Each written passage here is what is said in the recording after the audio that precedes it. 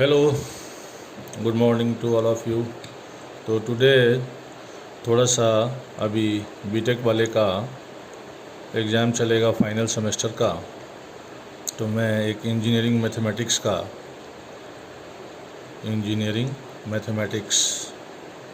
का एक contour integral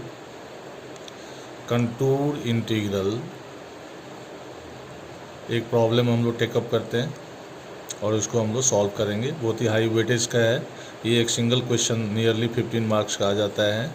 तो बेसिकली ये जो कंटूर इंटीग्रल है ये थोड़ा सा कॉम्प्लेक्स एनालिसिस में ही जाता है और इसमें थोड़ा सा हम लोगों को यूनिट सर्किल का भी थोड़ा सा एडजस्टमेंट करना होता है कि कौन सा रेंज उसके अंदर आएगा, कौन सा उसके बाहर आ जाएगा। तो ज़्यादा टाइम वेस्टेज नहीं डालना है, तो सीधा हम लोग प्रॉब्लम पे ही आ जाते हैं। तो अपना प्रॉब्लम है कि we have to integrate 0 to 2 pi d theta upon 5 minus sine theta. So we have taken this question और इसको हम लोग को कंटूर इंटीग्रेशन मेथड से इसको इवेलुएट करना है। तो इसको हम लोग बोल सकते हैं कि ये कॉम्प्लेक्स इंटीग्रल है, राइट।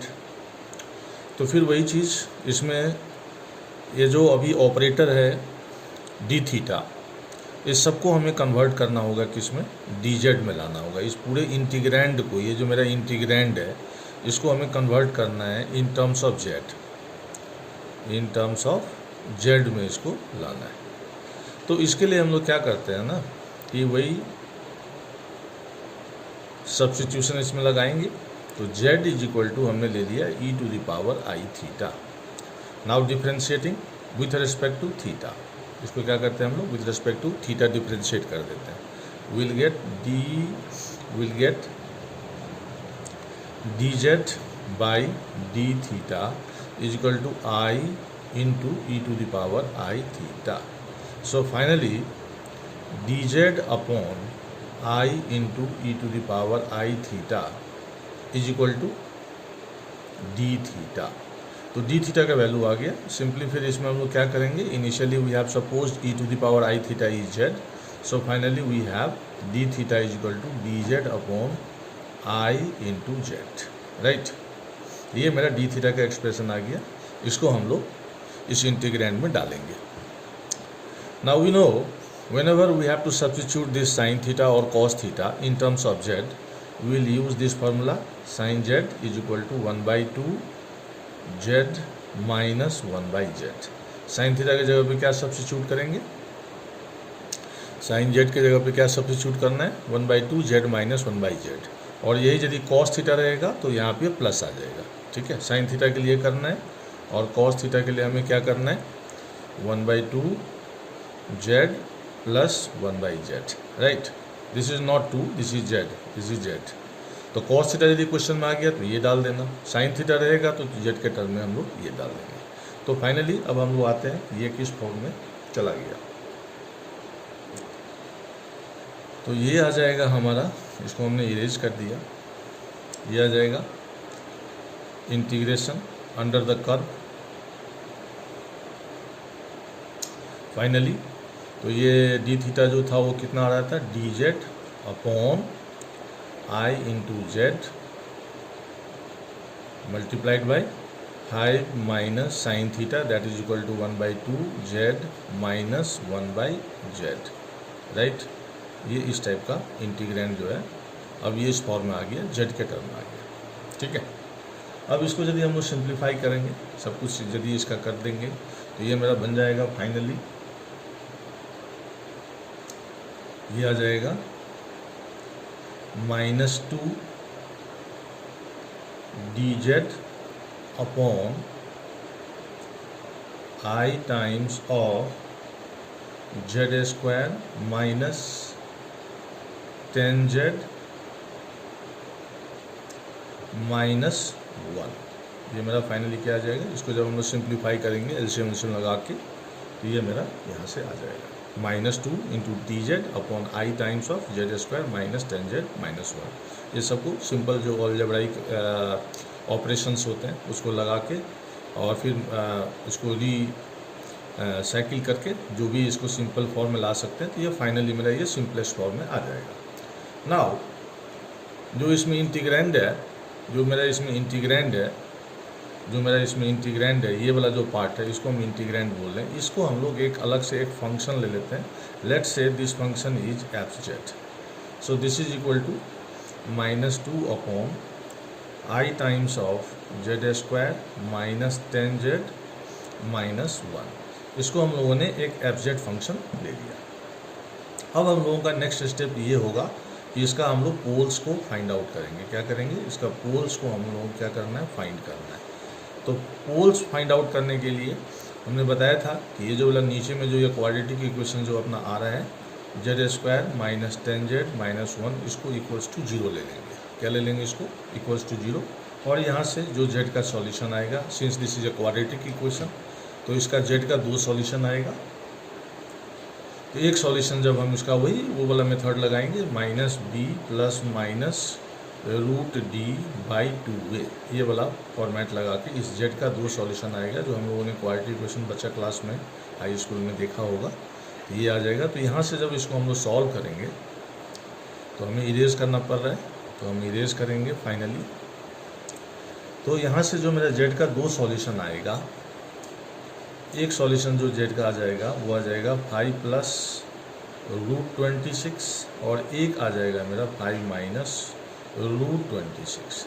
ये 2 पोल्स आ जाएंगे, क्योंकि इस पे ये वाला जो टर्म था वो 0 हो जाएगा। ठीक है, इसमें इसको हमने अल्फ़ा मान लिया, इसको हमने बीटा मान लिया, राइट। इस सॉल्यूशन की इस रूट को अल्फ़ा ले लिया, इस रूट को हम लोगों ने बीटा ले लिया। तो finally this fz function can be rewritten as is like this, -2 upon I times of z minus alpha into z minus beta। ये मेरा फाइनली इस टर्म में आ जाएगा। उसे क्वाड्रेटिक इक्वेशन जो था उसको हमने यहाँ पे फैक्टर के फॉर्म में डाल दिया, राइट। फैक्टर के फॉर्म में इसको हमने डाल दिया। ये अल्फा हो गया फर्स्ट रूट और ये बीटा हो गया मेरा इसका सेकेंड रूट। ठीक है, अब हम लोग चलते हैं यहाँ पे थोड़ा एक यूनिट सर्किल। अब यहाँ देखेंगे कि जो ये मेरा 2 सॉल्यूशन आया है जेड का, एक अल्फा आया है, एक बीटा आया है, इसमें मेरा कौन सा सर्किल के अंदर में लाई करेगा और कौन सा सर्किल हमारा बाहर चला जाएगा। तो उसके लिए हम एक यूनिट सर्किल यहाँ पे मान लो ड्रॉ करते हैं। एक यूनिट सर्किल हम लोग ले रहे हैं like this. This is a real part of z, this is imaginary part of z. Let's say the center is at origin। तो ये मेरा एक इमेजिनरी एक सर्किल आ रहा है, यूनिट सर्किल आ रहा है, जिसका रेडियस है मेरा 1। ये 1 है, यहाँ भी 1 है, ये मेरा -1 है, ये मेरा क्या है -1। तो रेडियस फैक्टर इसका कितना है? 1 है। तो अभी यदि मैं इन दोनों सॉल्यूशंस को देखूँ, 5 प्लस √26, जरा से इसका इवैल्यूएशन करते हैं तो वैल्यू कितना आएगा?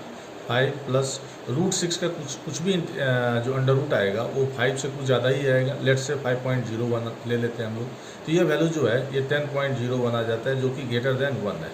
तो ये मेरा सर्किल के अंदर में लाई नहीं करेगा, है ना, क्योंकि हमारा यहाँ से लेकर के ये 1 तक ही जा रहा है और ये वैल्यू 10.01 आ रहा है। तो ये जो मेरा अल्फ़ा जो हमने लिया था, ये वाला जो पार्ट है ये सर्किल से बाहर चला जाएगा। तो हमें यहाँ पे इस एफजेड फंक्शन का जो रेसिड्यूज होगा वो हमें विद इन सर्किल निकालना है। तो ये मेरा इनवैलिड हो जाएगा, इसको हमें ऑपरेट नहीं करना है। अब हम लोग सेकेंड पार्ट लेते हैं। सेकेंड पार्ट यदि हम लोग लेते हैं तो सेकेंड पार्ट मेरा क्या है? सेकेंड जो जेड आया था दैट इज योर बीटा। तो जो मेरा बीटा पार्ट आया है that is equal to 5 minus √26। तो ये मेरा आ जाएगा 5 माइनस 5.01। तो ये मेरा आ गया -0.1, विच इज़ इसका जो मैग्नीट्यूड वैल्यू है दिस इज लेस देन 1। ये सर्किल के अंदर आ जाएगा। तो ये वाला जो पार्ट आएगा वो will fall inside the circle, right. ये इनसाइड द सर्किल मेरा फॉल कर जाएगा। तो हमें अभी जो रेसिड्यूज निकालना है इस फंक्शन का, एफजेड फंक्शन का, उस टाइम पे केवल मेरा यही वैलिड होगा। और ये 5 प्लस √26 जो कि 10.01 हो रहा था वो सर्किल से बाहर चला जाएगा। तो हम लोग को इसको यूज़ नहीं करना है, तो सिर्फ हमें यूज़ करना है ये beta that is your 5 minus √26, right. अब हम लोग क्या करेंगे? अब हम लोग इसका रेसिड्यूज निकालेंगे एफ जेड का। तो रेसिड्यूज निकालने के लिए हम लोग क्या लेंगे, चूँकि बीटा ही सर्किल के अंदर में आ रहा है तो हम लोग ले लेंगे limit, right, z is tending to beta. ऊपर में ले लेंगे हम लोग जेड माइनस बीटा, नीचे में और ऊपर में आपका एक -2 तो था ही। आप फंक्शन को देखो, एफ जेड फंक्शन को, और नीचे में ये हो गया आई जेड माइनस अल्फ़ा, और ये हो गया मेरा जेड माइनस बीटा। ये फॉर्मूला होता है जब हम लोग रेसिड्यूज निकालते हैं जिस पे, तो एक जेड माइनस बीटा हम लोग ऊपर में ले लेते हैं और नीचे वाला तो एज इट इज रहेगा। तो हम लोग क्या देख रहे हैं, ये जेड माइनस बीटा से Z minus beta cancelled out हो गया। तो फाइनली जो इसका रेसिड्यूज आ गया वो आ गया -2 अपॉन में I times of Z minus alpha, और जेड के जगह पे हमने यहाँ पे बीटा डाल दिया, तो ये हो जाएगा बीटा माइनस अल्फ़ा। जैसे हम लोग लिमिट सॉल्व करते थे, लास्ट में ये वैल्यू यहाँ पे जेड के जगह पे डाल देंगे। तो ये मेरा फाइनली कितना आ जाएगा, निकालते हैं, -2 अपॉन में आई, बीटा मेरा क्या था 5 माइनस कितना था √26, ये मेरा बीटा था, इसको आप बड़ा ब्रैकेट ले लो, -5 प्लस √26, ये मेरा क्या था अल्फ़ा था, ये मेरा अल्फ़ा था। तो फाइनली आ गया मेरा -2 अपॉन में आई इंटू कितना आ जाएगा, इसको जब हम लोग सिंप्लीफाई करेंगे तो -2√26, ये मेरा कितना आ जाएगा, क्योंकि ये 5 से 5 कैंसिल आउट हो जाएगा और ये प्लस माइनस माइनस और ये मिलके -2√26 आ जाएगा। इस -2 को इस -2 से हम लोग कैंसिल आउट कर देंगे। तो जो फाइनल रेसिड्यूज हो गया जेड इक्वल्स टू बीटा पे, वो आ गया 1 अपॉन में आई इंटू में √26, ये आ गया। ये मतलब क्या निकला फाइनली, रेसिड्यूज आ गया विद इन द सर्किल।